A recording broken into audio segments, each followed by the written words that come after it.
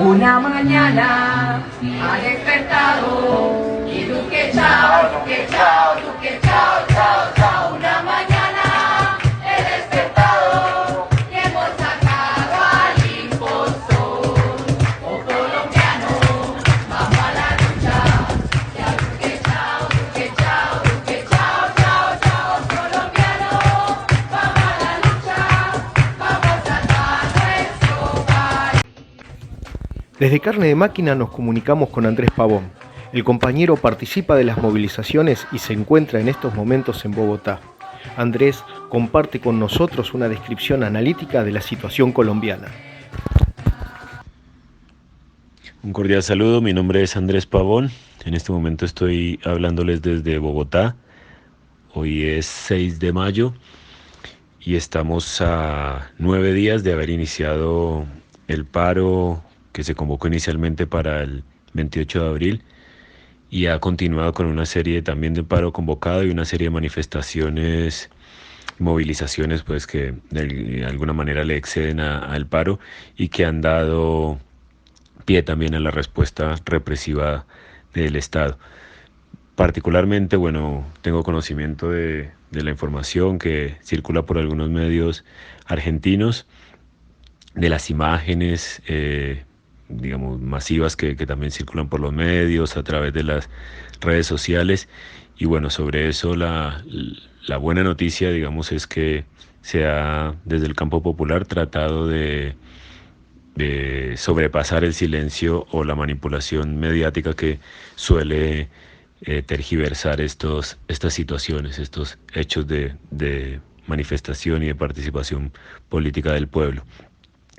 Concretamente, bueno, quería contarles que si bien es cierto que este paro del 28 de abril apareció convocado de forma o con una relación directa con el proyecto de reforma tributaria que el gobierno de Iván Duque había presentado en este contexto, y que la manifestación del paro era justamente un rechazo y una petición expresa para el pedido de retiro del proyecto de reforma, ya que ni siquiera se llegara a tratar en el Congreso, sino que se retirara básicamente por su carácter regresivo en términos de ampliar las bases impositivas, es decir, pretendía gravar con impuestos a quienes ganaban 2 salarios mínimos, es un equivalente, digamos, al salario mínimo de toda América Latina, y generar, bueno, todo un marco de ajuste que no es ajeno a lo que ya se conoce en Argentina.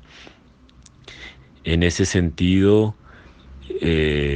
las voces de protesta se fueron masificando. El llamado del paro general parte de las centrales sindicales, pero va aglomerando gran cantidad de sectores sociales, con repercusiones en el campo, los campesinos, movimientos indígenas, estudiantiles, feministas, partidos de izquierda, incluso partidos de centro que aquí suelen ser denominados como la oposición política. Bueno, un gran sector de voces, digamos, en disidencia frente a este proyecto de reforma que logró incluso, vamos a decir así, torcerle la mano al gobierno y generar que se manifestara en relación a retirar el proyecto de reforma tributaria.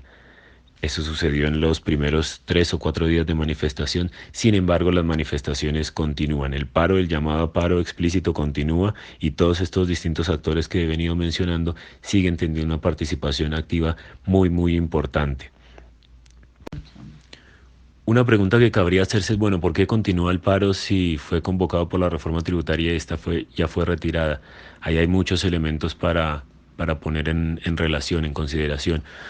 Por un lado, se tiene también ya conocimiento de un proyecto de reforma al sistema de salud.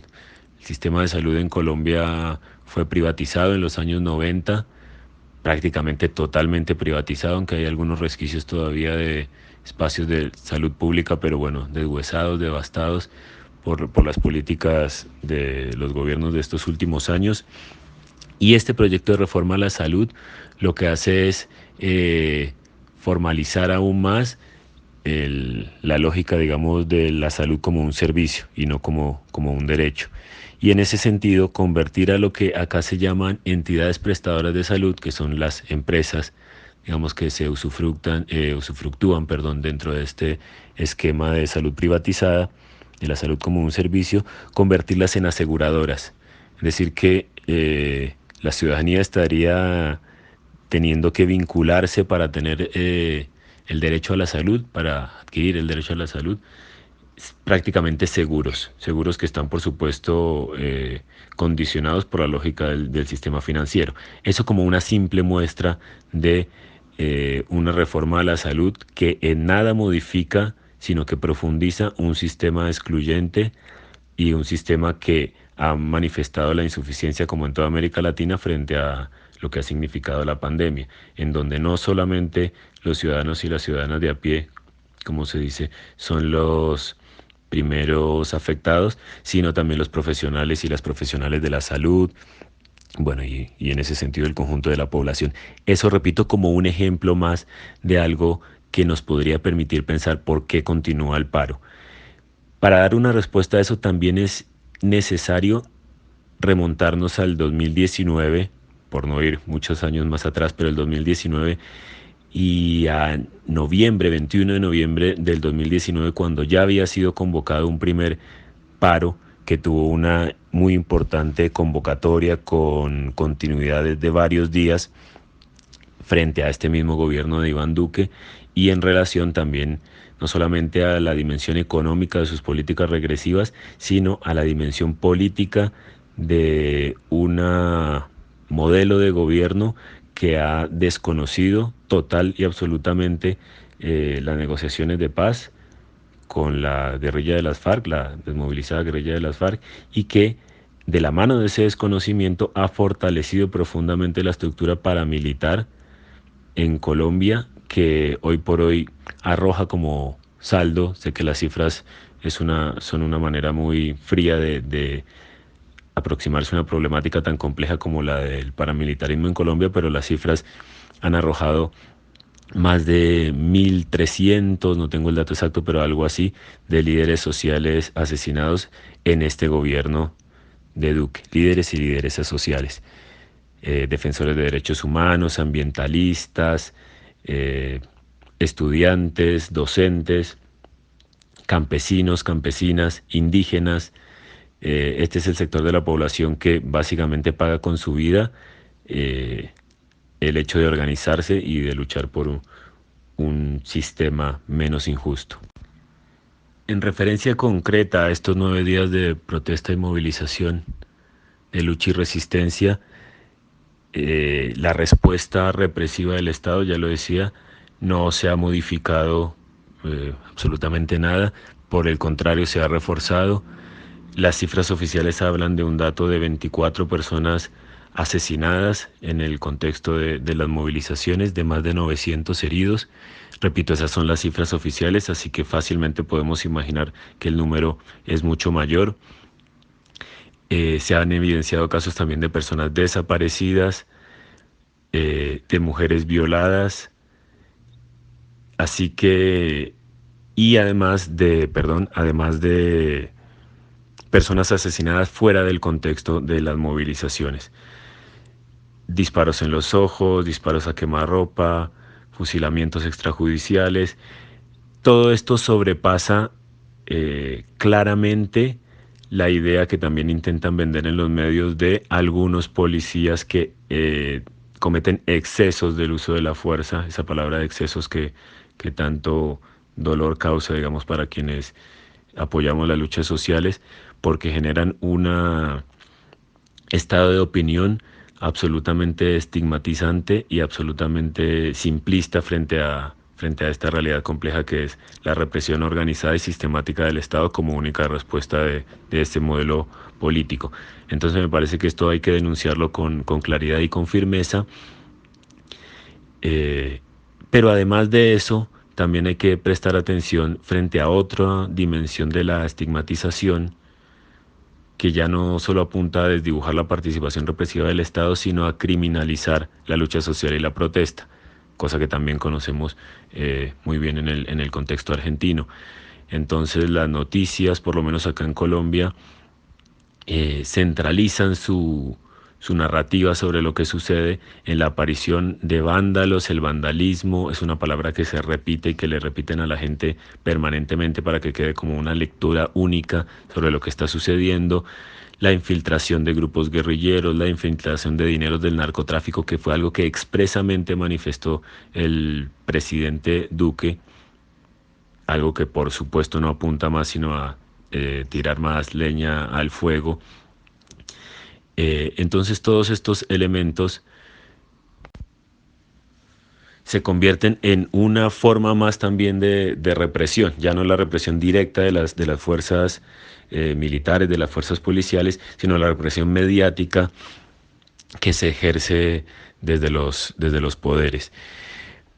Discursos que apuntan a responsabilizar a la protesta social por la falta de vacunas, por la falta de llegada de vacunas, desabastecimiento en las ciudades. Entonces es un cerco mediático tremendo, muy difícil de romper, pero que bueno, afortunadamente seguimos contando con estos espacios, ya decía, las redes sociales y los espacios de comunicación popular como este que por supuesto deben estar en función de poder levantar esta otra voz.